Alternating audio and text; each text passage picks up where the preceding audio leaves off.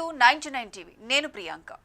బీహార్లో మాటలు గగనాన్నంటాయి, కానీ ఆ మాటలు వెనుక ఉంది శక్తి పోరు.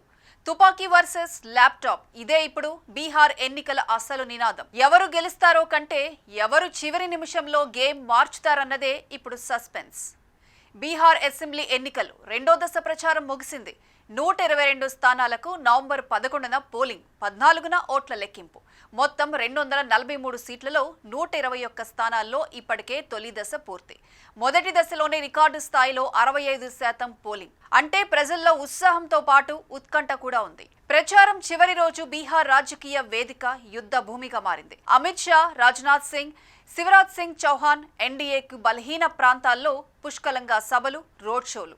మోడీ స్వయంగా 14 సభలు, ప్రజల మధ్య మళ్లీ నినాదం. అటు మహాగఠబంధన్ తేజస్వి యాదవ్ ప్రజల్లోకి దూసుకువెళ్లారు. రాహుల్ గాంధీ, ప్రియాంక గాంధీ ప్రచారానికి హై వోల్టేజ్ జత చేశారు. ప్రశాంత్ కిషోర్ తన కొత్త పార్టీ జన్ సురాజ్ తో రోడ్ల మీద పాదయాత్రలు. ప్రతి వీధి, ప్రతి గల్లీ ఎవరి నినాదం బలంగా మారుతుందో ఆ శబ్దమే ఫలితాన్ని రాయబోతుందన్న భావన. కానీ ఈ ఎన్నికల్లో ఒక్కరోజే అన్ని తలకిందులయ్యాయి. ఎందుకంటే మోడీ చెప్పిన ఒక్క మాటే ఇప్పుడు బీహార్ ఎన్నికల కథానాయకుడిగా మారింది. ప్రధాని మోడీ వ్యాఖ్యలు: ఇది తుపాకీలకు, ల్యాప్టాప్లకు మధ్య పోరు.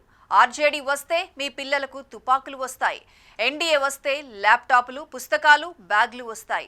ఏమి కావాలో తేల్చుకోండి. ఈ ఒక్క లైన్ రాత్రికి రాత్రే ఎన్నికల వాతావరణం మార్చేసింది. మోడీ మాటలకు బీహార్ యువతలో మళ్లీ హోప్ కలిగింది.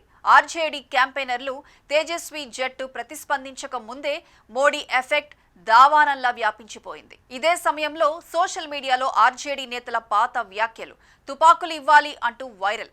బీజేపీ ఆ క్లిప్స్ ను మల్టీమీడియా ప్రచారంగా వాడింది. ఇంటింటికి అదే మంత్రం, తుపాకీ వర్సెస్ ల్యాప్టాప్. మోడీ మాట ఒక్కటే ఇప్పుడు బీహార్ వ్యూహాలను తారుమారు చేసింది. రాజకీయంగా ఇది కేవలం పోటీ కాదు, ఇది మోడీ వ్యూహానికి వర్సెస్ తేజస్వి కలకు మధ్య సమరం. వయస్సు, అనుభవం, యువత మూడు ఒకే వేదికపై ఢీ. ప్రశ్న ఒక్కటే, బీహార్ బాద్షా ఎవరవుతారు? నితీష్ కుమార్ అనుభవం, మోడీ కరిష్మా, తేజస్వి యాదవ్ యంగ్ హోప్, ప్రశాంత్ కిషోర్ వ్యూహ శక్తి. ఈ నలుగురి మధ్య తిరుగుతోంది బీహార్ రాజకీయ గేమ్. బీహార్లో తుపాకీ శబ్దం గెలుస్తుందా, ల్యాప్టాప్ కీబోర్డ్ శబ్దమా? ఓటర్ల మౌనం ఇప్పుడు సమాధానం రాయబోతోంది.